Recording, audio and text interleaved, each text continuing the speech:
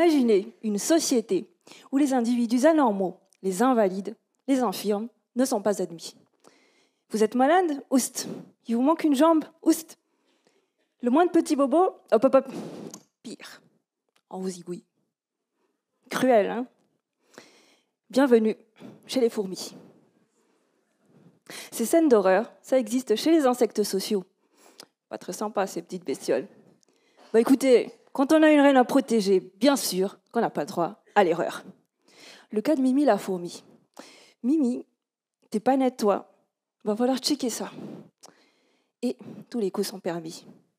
Dans le meilleur des cas, elle échappe à la guillotine, mais se retrouve exclue. Pas facile quand on est malade. Mais qu'arrive-t-il réellement à ces rebuts de la société? C'en est fini pour elle, ou existe-t-il une solution? Nous, les humains, on a eu l'idée de génie d'inventer des médicaments. Tout ça pour éviter de perdre un bout, ici et là. Certaines espèces de fourmis pourraient être 1000 fois plus dotées que nous. Dans ma thèse, je m'intéresse à une fourmi venimeuse. Petite mais classe, attention. Et c'est une véritable Amazone. Elle utilise son venin pour chasser, pour se défendre ou encore pour protéger ses congénères. Je me demande alors si ce venin intervient aussi dans sa défense immunitaire.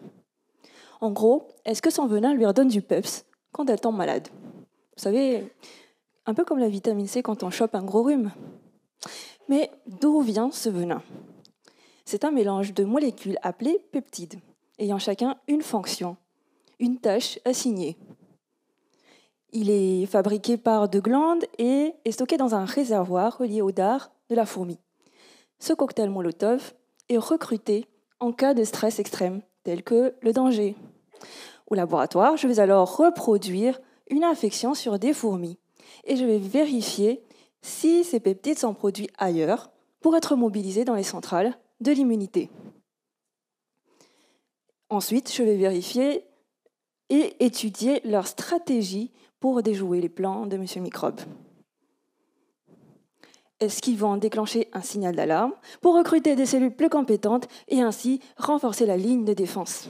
Tiens, Mimi pourra peut-être réintégrer la colonie et retrouver une vie active. Bah, ça vous fait pas penser à quelque chose?